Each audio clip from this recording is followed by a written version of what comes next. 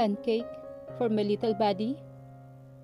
Boses ni Conrad ang narinig ni Miraya mula sa kusina. Napangiti siya. Ganito ang usual na senaryo araw-araw na bumubungad sa kanya sa loob ng ilang linggong pananatili nila sa mansyon. Sa bawat araw, walang mintis na inaalagaan at ipinaghahanda sila ni Conrad.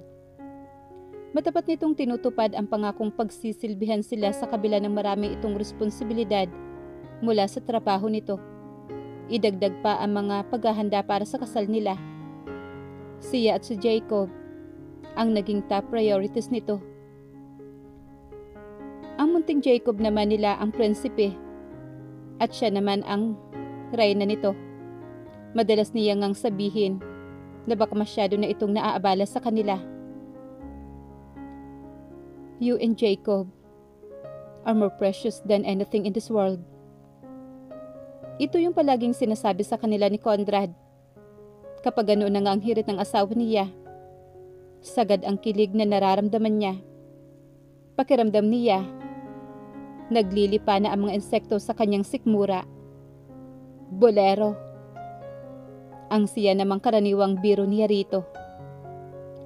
May mga pagkakataon na nahuhuli sila ni Mami Liana at nauuwi sa pangangantsaw ang lahat. Nakakahiyaman. Pero hindi talaga niya maiwasang huwag sagutin ang mga halik at hirit ng asawa. Ganito lang talaga siguro sila ka-expressive ni Conrad. Kagaya na lang ngayon, pinagdidiskitahan na naman ng asawa ang mga labi niya pagkapasok pa lang sa kusina. Ni hindi malang muna niya nahalikan ng kanyang anak. Daddy, Nanay, lagi na lang naghahalikan. Nakurot naman niya ang asawa sa braso. Kung wala lang talaga ang anak niya, abala raw sa pagmuya ng pagkain at ang mga katulong, baka ginawa na namang agahan ng asawa niya ang kanyang bibig. Cover your eyes, Jacob. Hindi niya alam na ganito pala si Conrad. Sabi nga ng Tito Lauro noong isang gabing sumabay sila sa kanila for dinner. Sweet at makulit si Conrad noong bata pa ito. Malayo sa lalaking una niyang nakita sa unit noon at sa lalaking pinakasalan. Conrad, sinasaway ka na ng anak mo. Exaggerated itong umaray sa mahina niyang kurot. Tatawa-tawa nitong binalikan ang huling batch ng nilulutong pancake. Kung nasa kusina lang sana ngayon si Mami Liana, tiyak na napagsalitaan na ito ng asawa ni sa pagiging maharot nito. Ang kaso nasa yoga class ito. Kaya naman ang mokong ay manakanakang pinanggigigilan ang kanyang leeg. Ang lisinghot ito sa balat niya, na tila ba iyon ang pinakamabango sa lahat ngayon, na natuyuan na iyon ng pawis mula sa nagiinit ang sulok ng mukha niya sa naiisip. Smells like Jacob. You're hopeless, mister. Ang mga katulong sa sulok ay natatawa na sa kanila. Madalas ngang sabihin ng mga ito na mas masaya raw ngayong may bata sa mansyon. Daddy, bring po natin ng pancake si Lolo Guwapo ko. Nabubulol na request naman ng anak nila. Of course, buddy. Habang nasa silid ni Lolo Alvaro ang dalawa, gumagawa naman siya ng kape. Hinayaan na lang siya ng mga katulong. Ito na lang nga ang nagagawa niya para sa asawa, kaya pagbubutihin niya. Masaya siya kapag napagsisilbihan niya si Conrad. Sa mutintas na ito, kung alam lang niya, kaso limitado ang mga nagagawa niya. Ang lalim naman ng iniisip ng misis ko. Muntikan na siyang napapitlag na maramdaman ang pagyakap ng asawa sa kanya mula sa likuran. Napalalim nga marahil ang pag-iisip niya at ni hindi niya namalayang nakabalik na pala ito. Napahinto siya sa ginagawang paghahalo ng kape. Napahinto siya at nilingon ito at tinanggap ang halik nito. Ang tagal mo pong bumalik. Namiss mo ako kaagad? Ma-pride na nakalakip sa boses nito. Dapat ba hindi? She asked playfully. Masuyo nitong pinindot ang tungki ng ilong niya at pinataka ng halik. Don't you dare mess me again. Conceited ka talaga. Nangingiti niyang hirit. Let me finish this. Hinalo niya sa panghuling beses ang kape at Kinapa sa gilid ng saucer na kinapapatungan at inilapag doon ng teaspoon. Is that for me? Hindi. Para kasi Bill.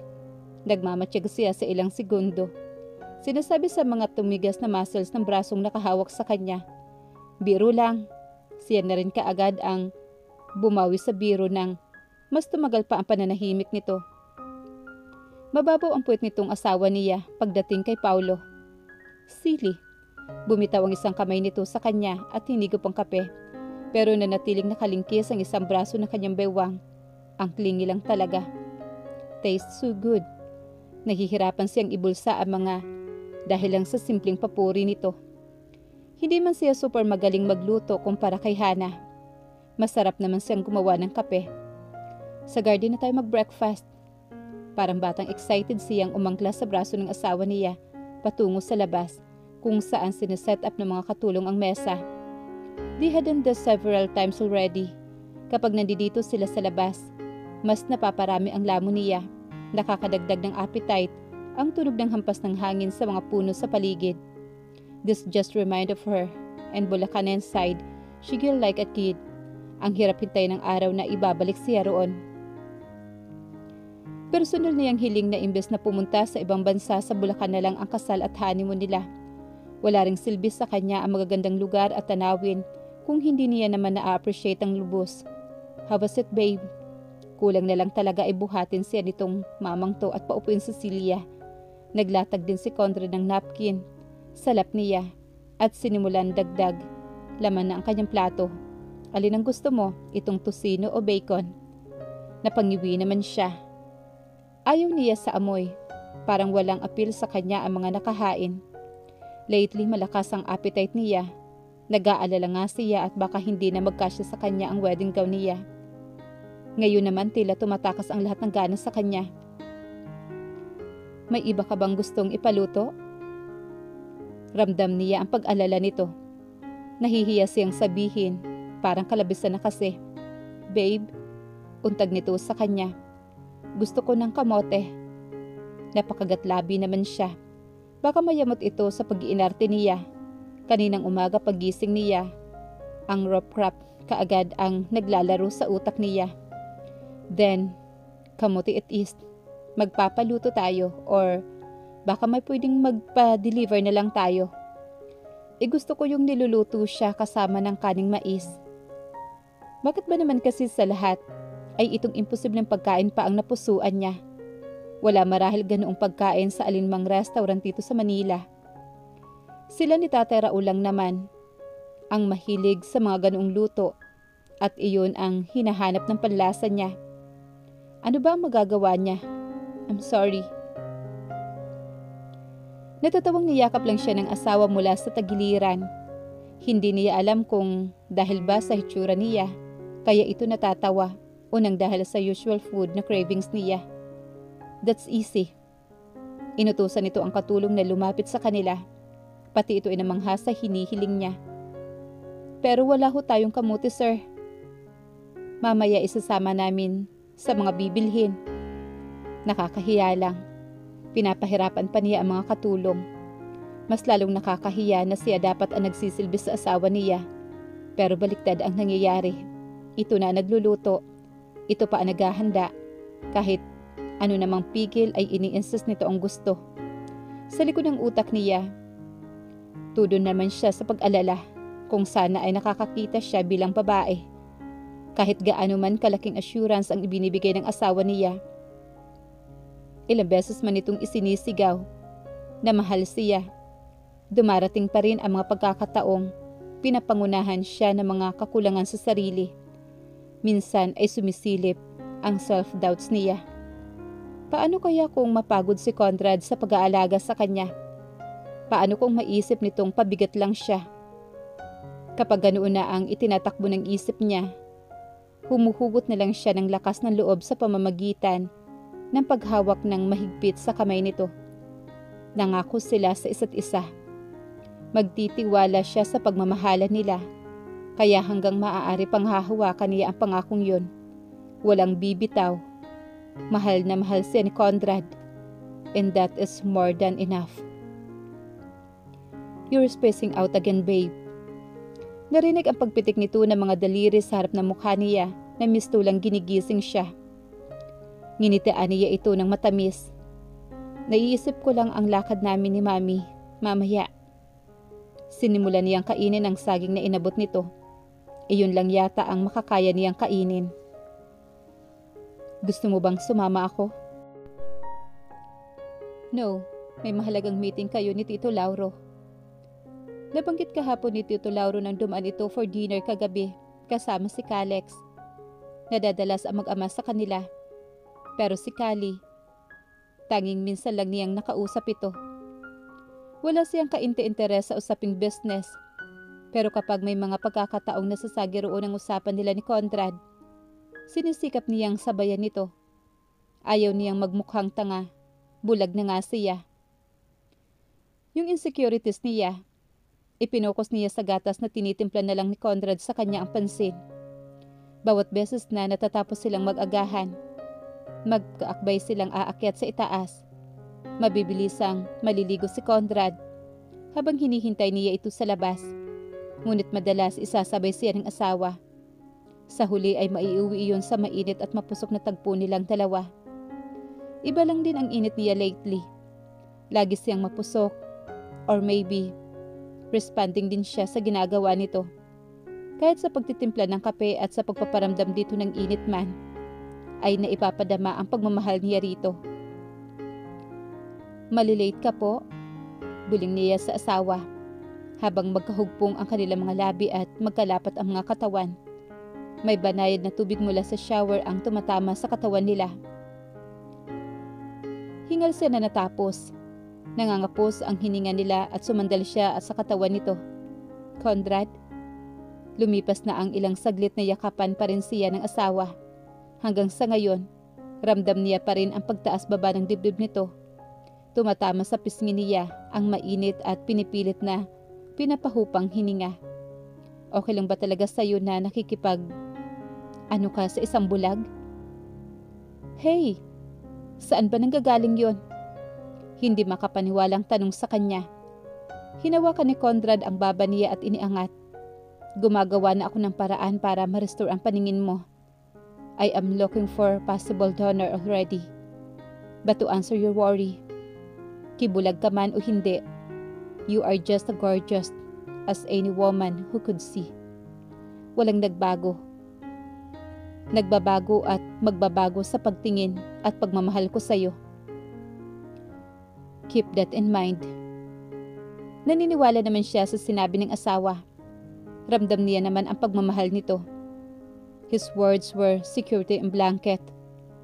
Huwag mong pagdududahan ang pagmamahal ko sa'yo, okay? Parang batang tumango naman siya rito. Now, let's get out of here. Matapos ang ilang saglit na tahimik na pagyayakapan, pinaliguan siya ng asawa. Sabay sila nagbihis at bumaba ng hagdanan. Dinaanan muna nila ang anak nilang humaling sa lolo nito at hinahalikan ni Conrad. Araw-araw ganito ang routine nila. Walang mintis. Pagkatapos ay ihahatid niya ito sa labas, gaya ng inaasahan. Saying goodbye was the easiest part. Pero ang bitawan siya ng asawa niya, yun ang mahirap. Dapat mo nang itigil ang kakahalik sa akin. Kahit ang totoo niyan ay binubugbog sa kilig ang puso niya. Sa mga sweet gesture naman ni Conrad, kailangan na itong umalis ng maaga para hindi malate sa opisina. Wait for me for dinner, okay? As if naman may iba akong mapupuntahan. Naramdaman niya ang mga palad nitong inilapat sa magkabila niyang pisngi. Tumatagos sa kaibuturan niya ang mainit ang mga titig ng asawa. Some places, soon, kahit saan mo pa gusto. Napangiti siya sa sinabi nito. Kahit naman wala iyon, iisa lang naman ang lugar na gusto kong puntahan. Saan? Kinapan niya ang matigas nitong dibdib na natatabunan na malambot na tela ng polo nito. Hinaplos nito ang bahaging iyon at pagkatapos ay itinuro ng daliri. Ito. Narinig niya ang paglalim ng hininga ni Conrad. Bumilis kaagad ang tibok ng puso nito. Matagal ka na nandito. In fact, no other woman would ever dare to replace you here. Hinuli nito ang palad niya at ginagap. Ang mga ganitong gesture ni Conrad, tulad ng pagpapasaya sa puso niya, na puno ng nag-uumapaw na emosyon ang dibdib niya, nang dalhin ito sa bibig ang kamay niya at masuyong halikan. How can I not fall in love with you so hard, Mira? Napapikit siya sa mga mata at ninanamnam ang tila mahika sa paligid. Conrad's words were soothing. Kinakalma ang anumang katiting na pagdududa. Sa manghalik nito, ipinapadama sa kanya kung gaano siya kamahal nito. Thank you. Isa pang patak ng halik sa labi ang iniwan nito bago tuluyang umalis. Hindi niya nakikita, pero sapat nang naririnig ang tunog ng papalayong sasakyan. Hanggang hindi sinasabi ng katabing katulong na nakaliko na nga ang sasakyan ni Conrad. Nananatili muna siya sa kinatatayuan. Yun bang tila gusto niyang samyuhin ang kahuli-hulihang samyo ng hangin na mag-iiwan ng sentang asawa niya? Baliw na rin yata siya. Yes, she is crazy in love with her husband. It was impossible for him to take his eyes off into the mirror. Hindi kayang layuan ng mga mata niya ang lumiliit ng imahe ng asawa na katabi ng umaalalay ditong katulong. Ilang beses na niyang sinasabi na hindi na nito kailangang hintayin na tuluyan siyang makalayo. Her usual remarks, gusto ko. Ano ba ha? Coupled with pouting of her lips. Ano ba ang panama niya? Sadyang malakas ang karisma ng asawa niya.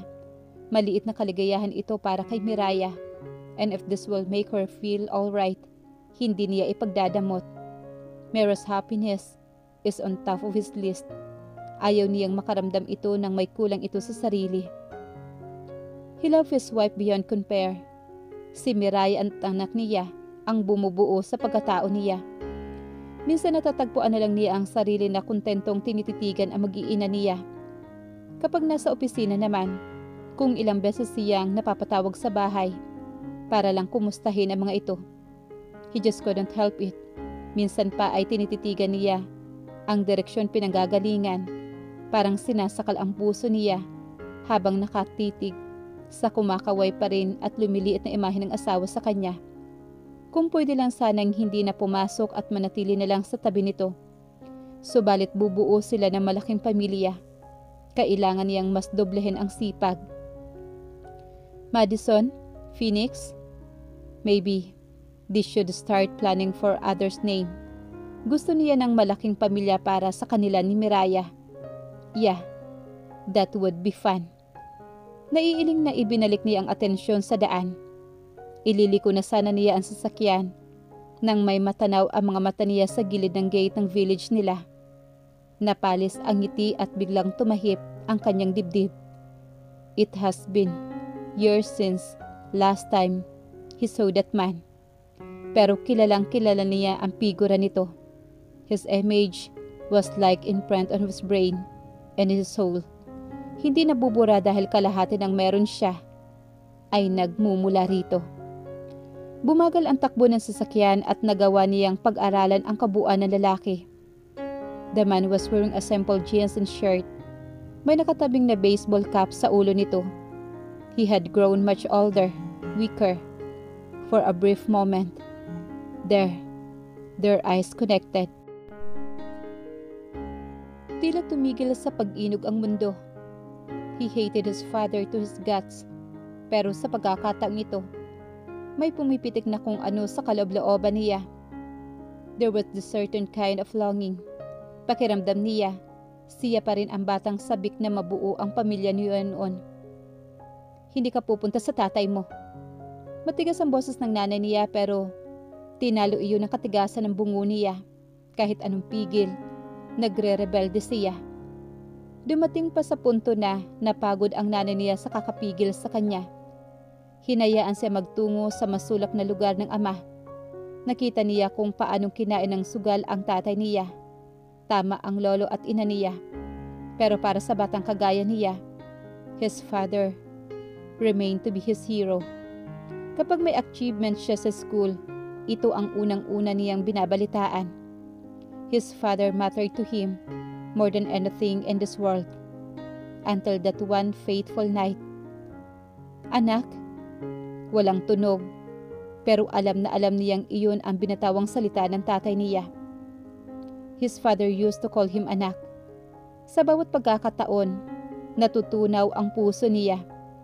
He always had a soft spot para sa kanyang ama. Tutol na tutol ang lolo niya. Ayaw ng nanay niya. His father was no good, ayon kay Lolo Alvaro. Ano ba ang sasabihin at gagawin niya? Binawi niya ang tingin at itinoon sa kalsada, sa kabila ng tila pinipigilang dahilan para balikan ito. The whole time he was in his office, Conrad was distraught. Nilalabanan niya lang ang nararamdaman sa pamamagitan ng pag-atupag sa mga nabimbing niyang trabaho. Bumabalik at bumabalik sa isip niya ang imahe ng ama. Who was he sick? He was sure as hell. Was the penniless.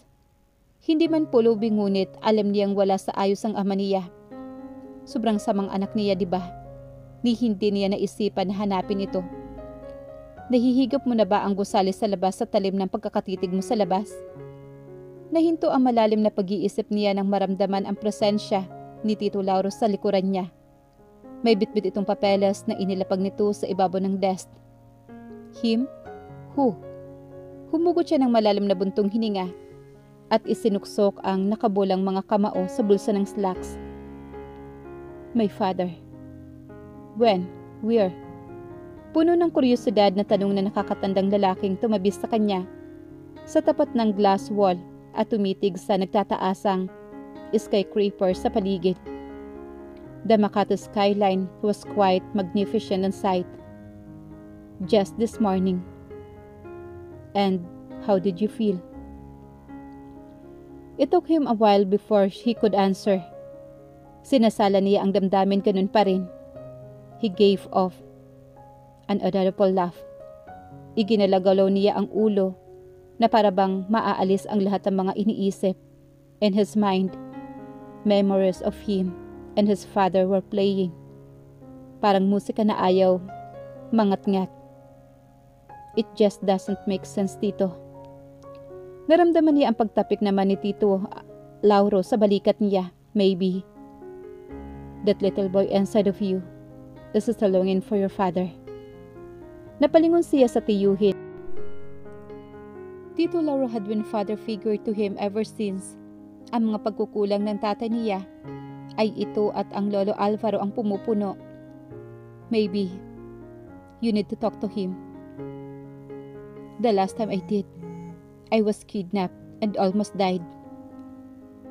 Pero dinala ng pangyayaring iyon ang asawa mo. Natahimik naman siya sa sinabi nito. Napatitig lang siya sa kawalan habang ginagalaw-galaw ang nakatagong mga daliri. Tingnan mo kami ng Tita Ellie mo. Destiny brought us together in the most unexpected time. Just as expected. Nangingislap na naman ang mga mata nito. May ngiti kaagad na sumilay sa mukha nito. Habang tinitingnan niya ang uncle niya, hindi niya ma-imagine how he survived without having Tita Ellie by his side. Everything was meant to happen, Conrad, no matter how painful it is. Gaano man kaikli ang mga pag-uusap nila ni Tito Lauro, this man-to-man talks would always bring charity to his battled mind. Binuburo niya ang isip at atensyon sa mga nakaatang na responsibilidad. Sa sumunod na mga oras, bago mag-alas 12 ay umuwi na siya para sa bahay mag-lunch. Kapag pinapayagan lang ng pagkakataon, lagi siyang umuwi sa asawa niya. Hindi siya mapapagod na ilaan ang oras para kay Miraya at sa anak nila. Daddy, I'm ready na po.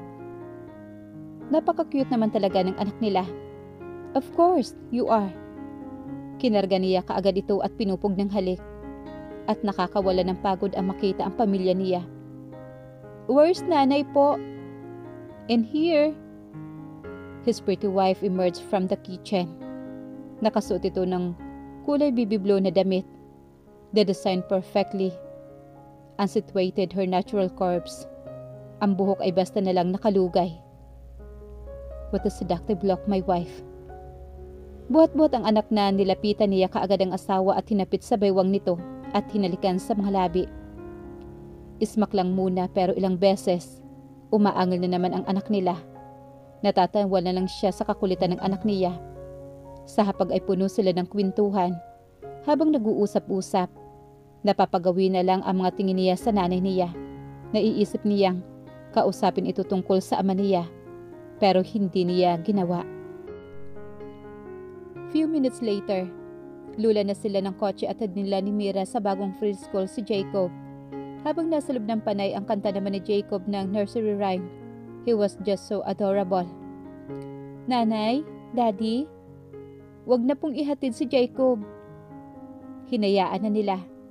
Nakontento na lang silang titigan ang anak niya na kumakaway-kaway habang papasok sa gate. Kagaya dun sa Paiti, ang bilis nitong nakahanap ng mga bagong friends sa bagong eskwelahan.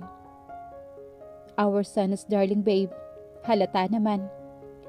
Sunod niyang inihatid ang asawa sa cake shop kung saan naghihintay na ang ina. Sinigurado niya munang maayos na naihatid ang asawa sa loob bago ito iniwan. Conrad, hindi ko siya pababayaan. Trust me, son. Sige na, bumalik ka na sa opisina. Bumalik siya sa opisina na recharge na ang pakiramdam. Kaya naman, buhos na buhos ang enerhiya niya sa trabaho. Then, it was time for another late lunch meeting with Mr. Fernandez sa isang 5-star hotel. Dito lang din sa Makati niya ito kikitain. Bumaba siya ng elevator at tinungo ang naghihintay na sasakyan sa main entrance ng gusali at lumulan. The venue was just few blocks away. Mas naunang dumating ang team ni Mr. Fernandez at halos magkasabay lang sila ng legal team na kasama niya sa naturang meeting. Sa loob na mahigit 1 oras ay nagawa nilang plansyahin ang deal sa pagitan ng isang may-ari ng isang dairy farm sa Mindanao. Ang totoo, may initial na usapan sila ni Mr. Fernandez na pag-aralan na nilang mabuti ang merger proposal at nasa finalization stage na ang kanilang transaction para sa mas lumalaki pa nilang production ng ini-export na dairy product. May mas malawak na panggalingan ng raw materials, mas makakabuti sa production. I'm looking forward to productive partnership with your company, Mr. So do I. Mahigpit ang naging pakikipagkamay niya sa lalaki. Halos magkasabay lang din silang lumabas sa meeting venue, kasunod ng kanya-kanyang mga tauhan. Just in time na narating nila ang kinaroroonan ng hotel. Tumunog ang cellphone niya. Sininyasan niya ang mga kasama na mauna na. Sino pa nga ba ang tatawag sa kanya nang wala sa oras? Jason, what's up? Simula nang bumalik sila sa Manila, minsan lang sila nagkausap ng kaibigan at mabilisan pa.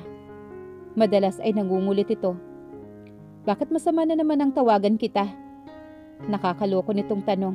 Labas naman tayo. Let's celebrate my first year of doing business independently away from my family.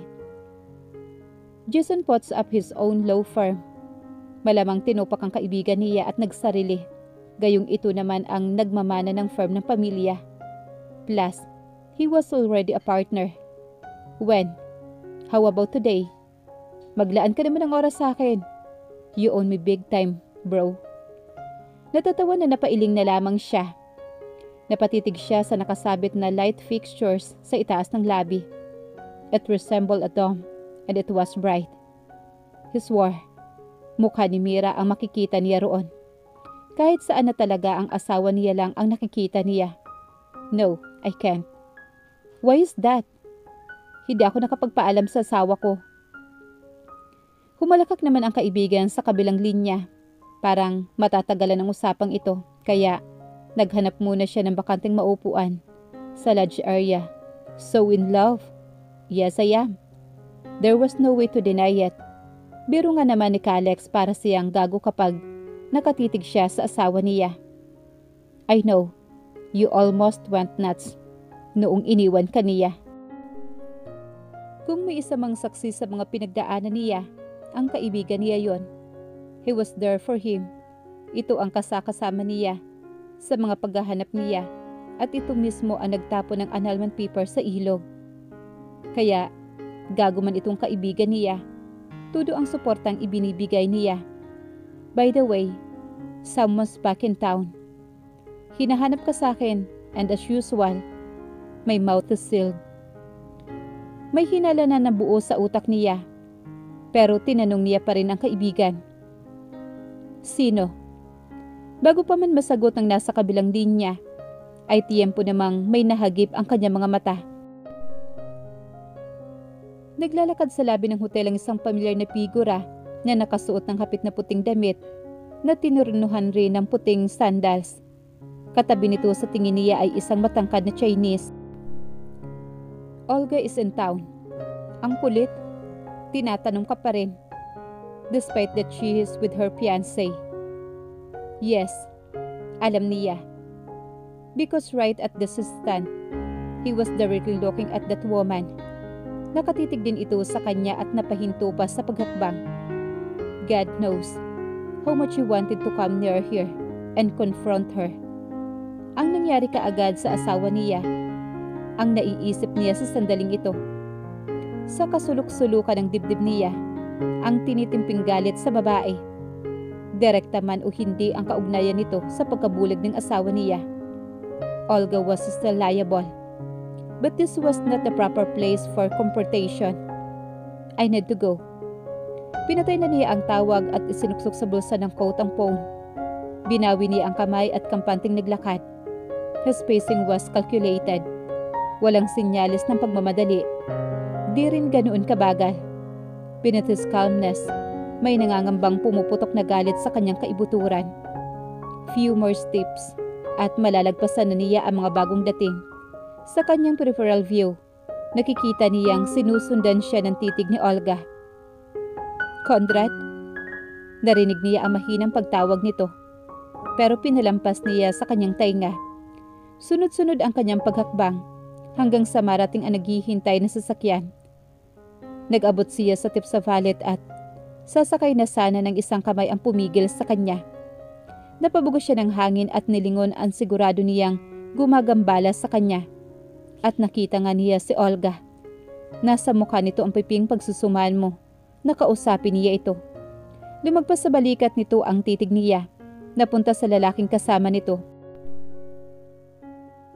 It was too distressful for this woman to be chasing another man. Matigas ang ekspresyon niya, itong muling binalingan at pagkatapos, walang patumanggang binaklas ang braso nito na pumipigil sa kanyang braso. Nakita niya ang pagdaan ng hinanakit sa mga mata nito. Pero mabilis ding nabawi ang kanyang nabawasang confidence. Wala itong karapatang masaktan. What Miraya had done, pero because of what happened, was unbearable. Han? Nakatayo na ngayon sa likuran ng babae. Yes, it was Olga, betrayed, who was personally handpicked by her father. This man had dignified aura. May sinasabi pa ito pero wala roon ang atensyon ni Olga. Sa kanya at sa kanya lang nakapako ang paningin nito. Why don't we get inside, Olga? Naandun na ang magulang natin naghihintay sa loob. Ano na lang kaya ang iniisip ng lalaking ito sa kanya? Pwede ba tayo mag-usap, Conrad? Instead, matapang na sabi naman ni Olga. Sumulak ang inis sa dibdib niya, kahit katiting na kahihiyan man lang sa mapapangasawa nito. Now, he fully understood how Miraya felt every time he cheated on her. Nagpakawala siya ng hangin at hinarap ito. Yes, mag-uusap tayo. Pero hindi ngayon. Saka na, kapag kasama ko na ang asawa ko at abogado ko. Olga was taken aback. You and Miraya? Tumiim naman ang mga bagang niya na makita ang katotohanan sa mga mata nito. We're back together for good? Nabasag ang samut-saring emosyon sa mukha naman ni Olga. Emotions she wasn't capable of taming. Alam ko na ang lahat ng kasinungalingan mo. Lahat-lahat. Naging malikot naman ang mga mata nito. Nag-iwas ito ng paningin pagkatapos ay tinungo. Ni sa hinagap. Hindi niya akalaing aabot sila sa ganito. They were once destined to be together. They used to love each other. Paano ka nakakatulog sa gabi? Knowing na may mag-inang pinagkaitan mo ng asawa at ama. You were so selfish. Mariin ang bawat pagbitaw niya ng mga salita rito. Nasasalamin ang tinitimpi niyang galit. He didn't care anymore. Kung nakikinig man at naguguluhan itong kasintahan. Inilayo mo ang pamilya ko sa akin. Until my very last breath. I couldn't forgive you. Hear me out, Conrad. No. You hear me out. Lubayan mo na ako ng tuluyan. Tantanan mo na kami ng asawa ko. For the record, I love my wife so much. Wala akong ibang babaeng gustong mahalin. Maliban sa kanya. As for you, I will deal with you in proper time. Just so wait. May paglalagyan ka rin.